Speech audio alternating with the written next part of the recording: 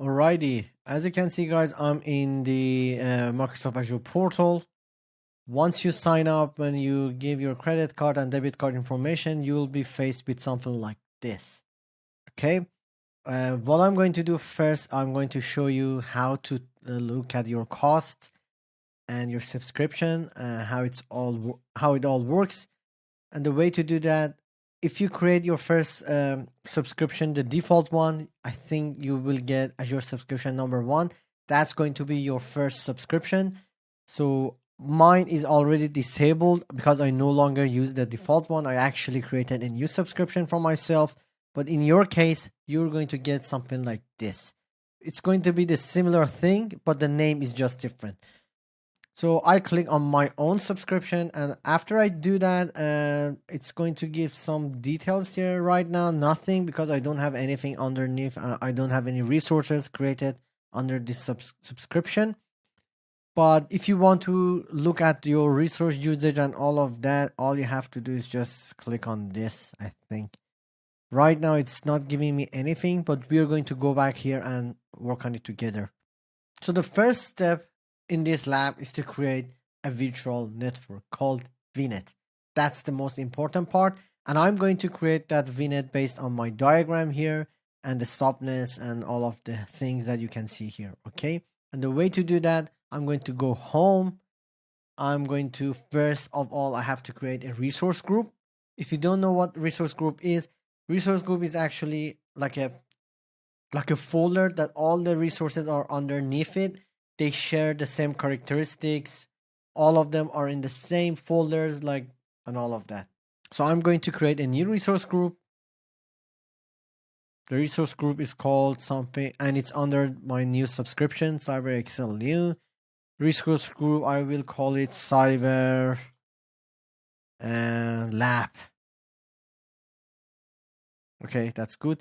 The region should be somewhere close to your location. I'm in Australia right now, as I'm going to choose Australia.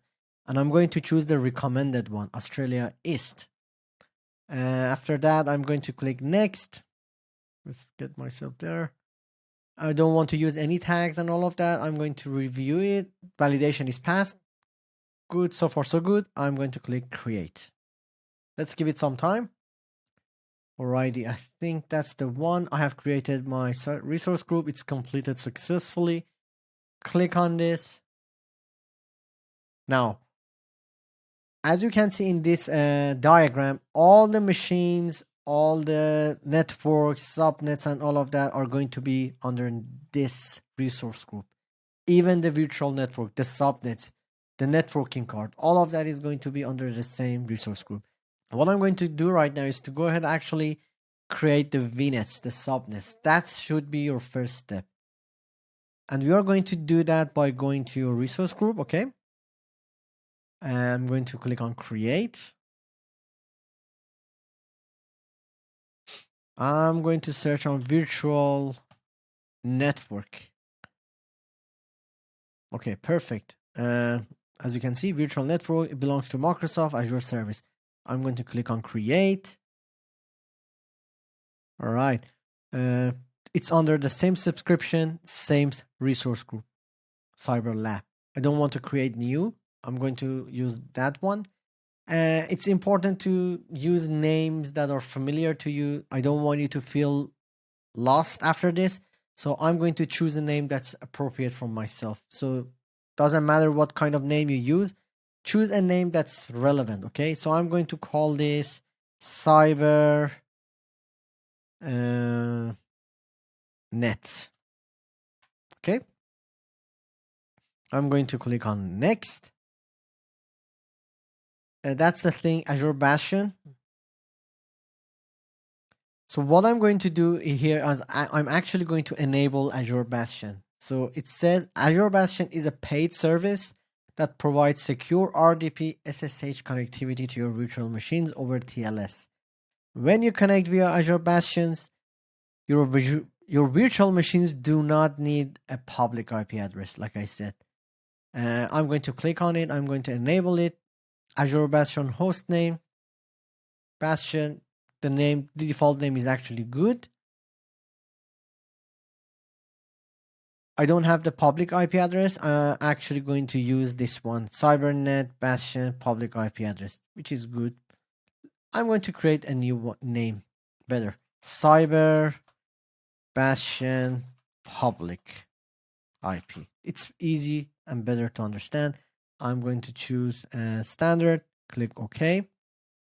I don't need Azure Firewall because we're actually going to use a firewall here ourselves. We're going to deploy a next generation firewall in this case. So just leave it as is. We don't need DDoS protection. Next. Okay, guys, this is really important. This is the part where we are going to actually create this VNet here, 10.10.0.0/16, and all the subnets that are underneath this summarized subnet, Cyber Lab, okay? So this is going to be our main subnet that covers everything. We have some default here. I'm going to remove and get rid of all of these here. I'm going to create separate subnet myself. Add a subnet. You're going to get this one on this side. The subnet purpose is default. Leave it as is. IP address range. So I'm going to actually create all the subnets based on this diagram that I have here. What do we have? 10.198.0. So I'm not going to create the Bastion service right now. What I would do, I'm actually going to create the DMZ subnet, the WAN subnet, okay? So starting IP address is 10.1.200.0/24. Alright guys, by the way, I noticed that I made a huge mistake with the diagram. I actually used 10.10.0.0/16 for the whole subnet, the summarized subnet. But for the unique subnets behind it, like underneath that whole VNet, I actually used 10.1. I fixed it and the diagram is updated to 10.10. So right now when I'm creating these subnets, I'm going to create the subnets according to this diagram, okay? So first, I'm going to create the DMZ subnet, 10.10.200.0.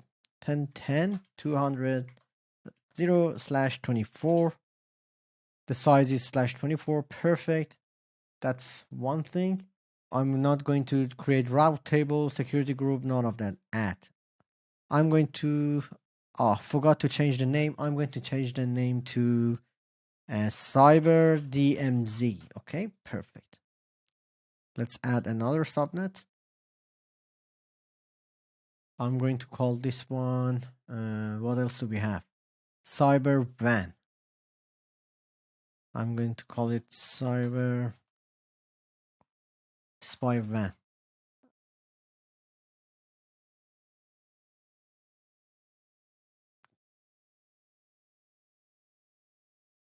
.10.10.04. Okay. Starting IP address will be 10.10.10.0.24. Let's double check. 10.10.200 DMZ 10.10.04/24. That should be all right. Okay, that's the starting IP address. I'm going to leave everything just like the default one. Let me rename this one as well. I'm going to make it similar. CYDMZ. That's better. Let's have a quick look. So, all right, as you can see, we have created the subnets as per the diagram. We have this DMZ here. The WAN is created. You can create a management, but in this lab, we don't need that, maybe in future labs. But as you can see, we have another subnet here called Bastion Service. I haven't created that subnet so far. As you can see, we are getting this error here. Azure Bastion requires a subnet named Azure Bastion subnet. So if that's the case, Azure is actually telling us to create a subnet. We are going to do that right now.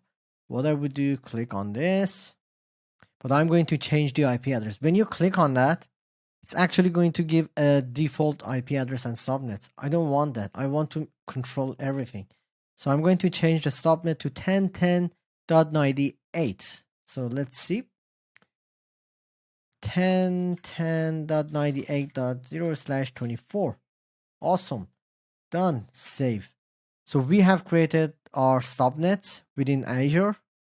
We have this main subnet that covers everything, supernet, summarized subnet, 10.10.0.0/16, and underneath it, for each unique subnets, we have a separate unique subnets. Review and create. Let's give it some time. It's going to take some time for the validation. And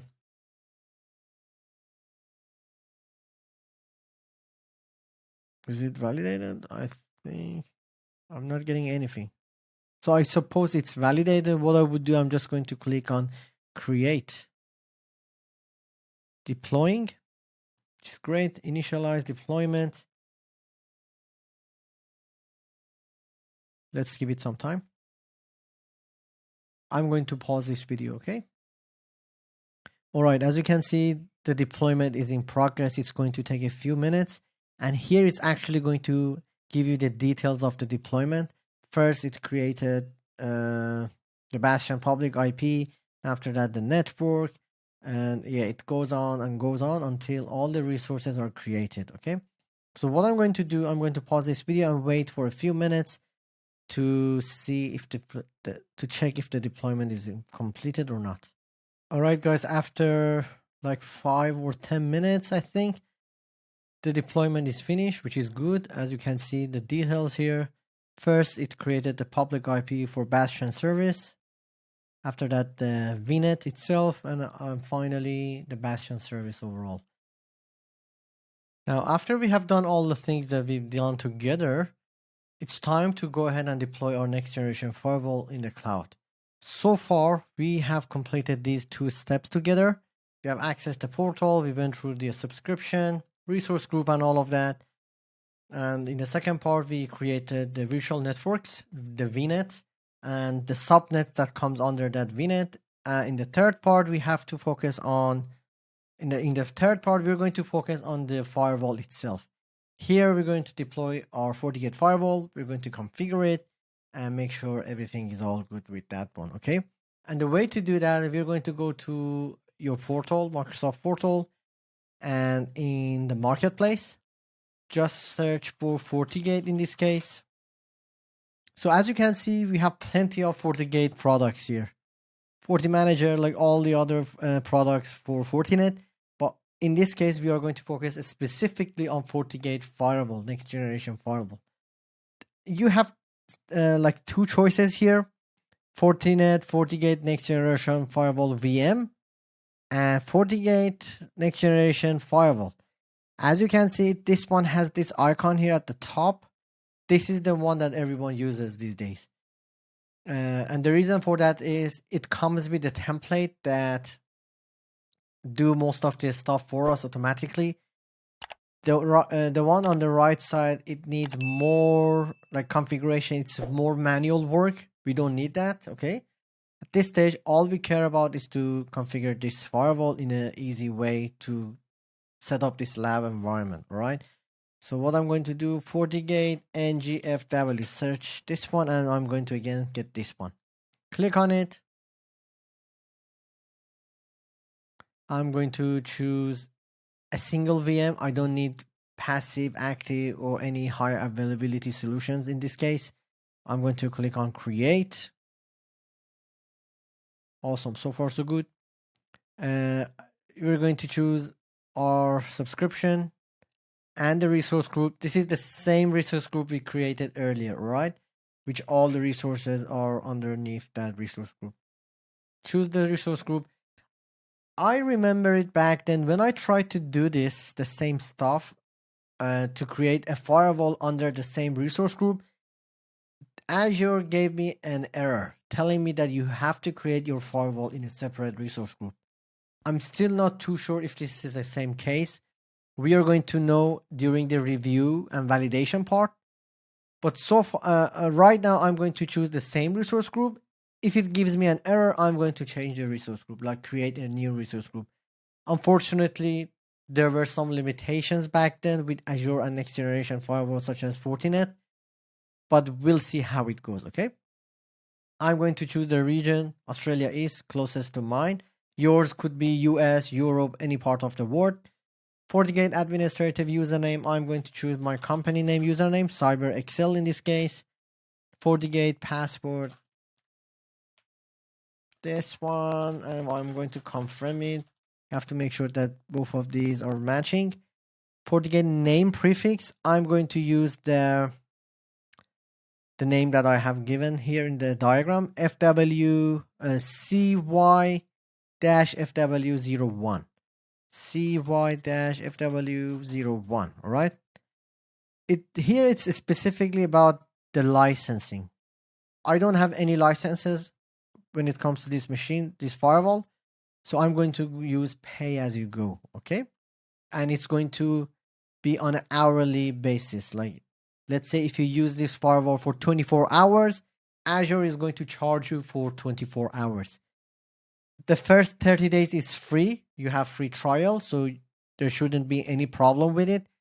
But I think if your subscription, this one, the one that I've chosen here, is not changed to pay as you go model, I think Azure is going to ask you to change that.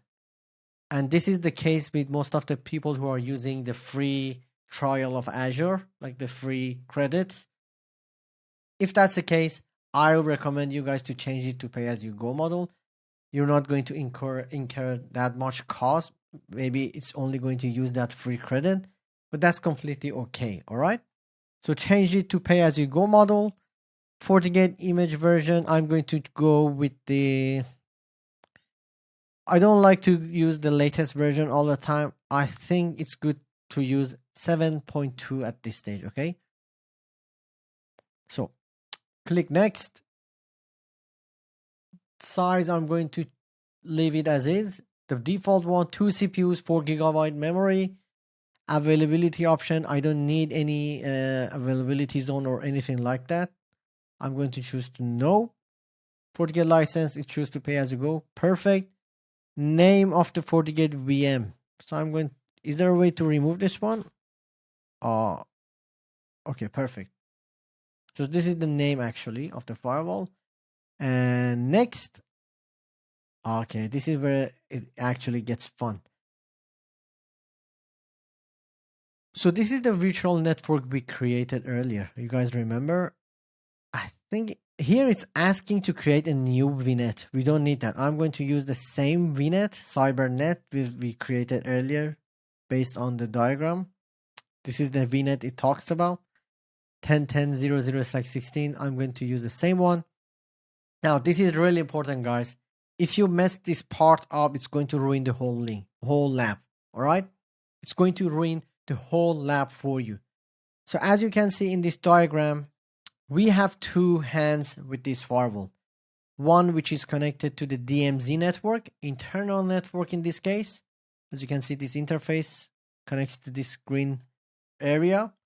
And on the top one, we have another hand which is connected to the outside world, to the Azure public network, to the internet. So as you can see here in this case, external subnet, it means the external hand, untrusted, that is connected to the internet. In our case, it's going to be this side, right? This subnet, 10.10.0/24. You guys remember that I created a subnet called WAN. You see, 10.10.0.0/24. So I'm going to choose this subnet for the external subnet. For the internal one in this case, it means our DMZ. I'm going to choose DMZ in this case, 10.10.200.0/24. Perfect. This protected subnet, don't worry about it. I think it's going to create something by default 10.10.2. We don't need that. I'm not sure if I can choose no, like it's mandatory, but we are not going to use this one. Just go ahead and leave it as is. For accelerated networking, I'm going to leave it as default. So all done, click next. Okay.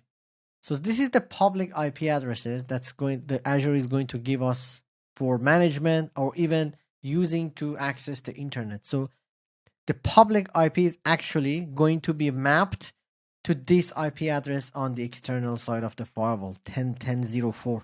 So these two are mapped together. It's like a NAT scenario, network address translation. So 10.10.04 is NATed to a public IP address that Azure is going to give us, as you can see. So when the machines in Azure, these two servers are going to go through the internet, they come here to this router, in this case the gateway, and after that they go through the firewall and they are going to get NATed to a public IP address that allows them to browse the internet and get routed to the internet. Okay, so I'm going to leave it as is. It's a good name.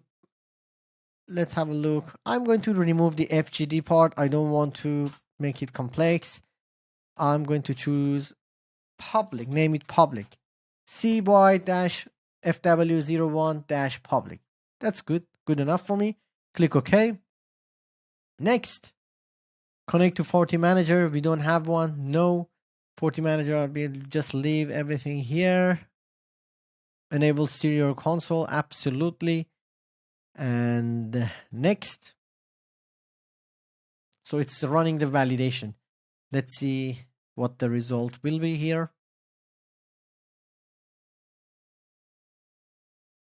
Okay, I think it's all good.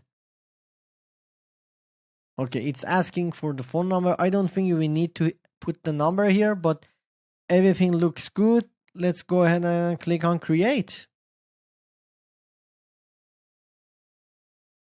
While we're waiting, I'm going to have some water. Awesome. The deployment is in progress. As you can see, the details here. First, it went ahead and created a network security group, public IP address, the interfaces for the firewall, the external, internal one.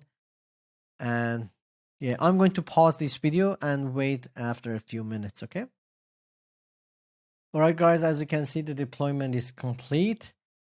And when you click on the details, it's actually going to tell you what happened so far. The VM itself was created, interfaces, public IP address, and all of that. So what we can do right now is to test the access to the firewall and see if we can log into this portal and see the firewall content and all of that, okay? So go to the resource itself, the firewall.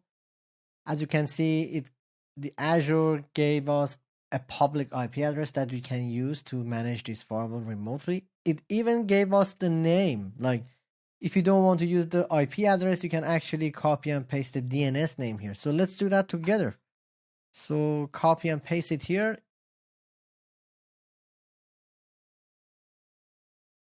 Time down. Let's try the IP address instead. Sometimes that happens. HTTPS. Cool, perfect. The firewall is accessible and it's on. Do you guys remember what the username was? I think it was CyberXcel, my company name. Let's try that.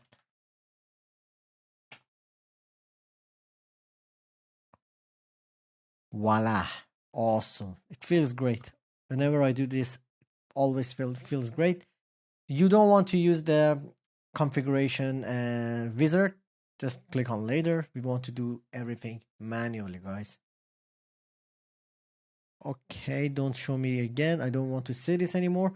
So as you can see, IPS is enabled. We have antivirus, web filtering, and all of that. Honestly, guys, if you can allocate more resources like financial, you can just use this firewall in Azure and do anything that you want to and learn next generation firewall in a deep way and become a network security engineer, to be honest. You don't need to have your own lab at home, setting up VMs and all those dirty tasks. Basically, this allows you to do and learn anything you want when it comes to cybersecurity, network security. Okay, let's proceed. So I want to check the interfaces. Do you guys remember that we had two interfaces? Yeah, physical interfaces, port 1 and port 2. And as you can see, it enabled ping HTTPS SSH on these two ports. We don't want that. But first of all, I want to go ahead and change the name, the alias for these ports. That makes it easier for us to understand what we're doing. So as you can see in the diagram, the port, the interface that has this IP address 10.10.200.4 is the internal one, or in this case, the DMZ. So let's find that one. This is the port number, port 2. I'm going to change the configuration. I'm going to change the alias to C by DMZ. Okay. The IP address is there. We don't want to change that. And I want to disable HTTPS, only allow SSH and ping on the DMZ interface. And I'm going to call it DMZ, a comment there. Okay. That's one thing. And I want to change port 1 as well. Port 1 in this case will be CY WAN, or you can call it internet, untrusted network, anything that you want to be honest. I want to make sure ping is enabled, SSH. I don't want to SSH to be accessible to the internet. Overall, this setup is not ideal. It's not aligned with best practices in cybersecurity, because you don't want to allow the management of your firewall exposed to the internet. Okay, that's not a best practice. But for the sake of this lab, we are going with that. Otherwise, it's going to take a long time. Other stuff like creating management traffic to fix this issue. But for the sake of this lab, we're going to keep the same configuration. We're going to allow HTTPS on the external interface. Ping is allowed, all good. External, or you can call it untrusted or anything you want to. Click OK. Yes, I want to continue. What the hell was that? Okay.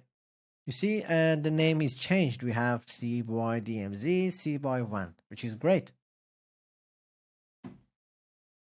Another important aspect of this firewall is to check the routing. Like when it comes to cybersecurity, networking, or any of that, routing is a big part, especially with firewalls, because at the end of the day, they are a networking device, network security related device. We've configured the interfaces and IP addresses. Now we have to make sure that a proper routing is in place. If you want to do that, you can go ahead and check the routing in the routing section, static routes. So I'm not sure if you guys know, but if you don't know, you have to go back to your studies. The default route means internet, anything that's on the internet, all the routes. So for the destination of 000/0, meaning internet, you need to go to the next hop, the gateway. What is the gateway in this case? 10.10.0.1. That's the IP address that is allocated to Azure Gateway. That's not in our hand. Like 10.10.0.1 belongs to Azure Network. That is the IP address that is going to take the traffic from anything that we send it to it. It's going to take and direct all the traffic to the internet. Okay. This is the same case with this one. As you can see in the diagram here, we have 10.10.200.1. It's a networking device inside Azure that we don't have any visibility, or we cannot change anything. Okay, it's very logical. It's different than on-prem network. So automatically it assigns the IP address 10.10.200.1. So anything that wants to go to the internet should go to the next hop, which is 10.10.0.1. Okay. And the internet traffic has to go through WAN interface, external facing interface. Now, on the other hand, if any traffic that wants to go to and reach to 10.10.0.0/16, the whole VNet here, as you can see, Cyber Lab, or in this case, the DMZ or any of that, has to go through here, 10.10.200.1. I'm not sure if you guys can see, but if anyone from the internet wants to reach this network here and these two servers, it has to go through the firewall. And the firewall configuration, the routing part, is telling for you to reach to this network here on the below here, you have to go to this gateway. The IP address of 10.10.200.1. As you can see, this is the same case here, the gateway. Hope that makes sense. If it doesn't, you have to go back to your studies and learn more about networking. And I'm also happy to provide you the answers that you need in the comment section of this video. So make sure to reach out to me if you have any questions, okay? Alrighty, cool. The routing is all good. Now we are going to move to the next part, which is to configure the virtual machines, create those VMs that we talked about before. Like we want to have an Ubuntu machine and also a Windows 10 VM to perform these activities. After that, we're going to generate some traffic to the internet through the firewall. We only want to allow ping traffic and DNS traffic. And also we want to expose these machines, one of them specifically maybe Windows machines, in this case, to the internet. And we want to make sure that all the traffic comes through the internet to the firewall. That way we can put in some traffic control and IPS in place, okay?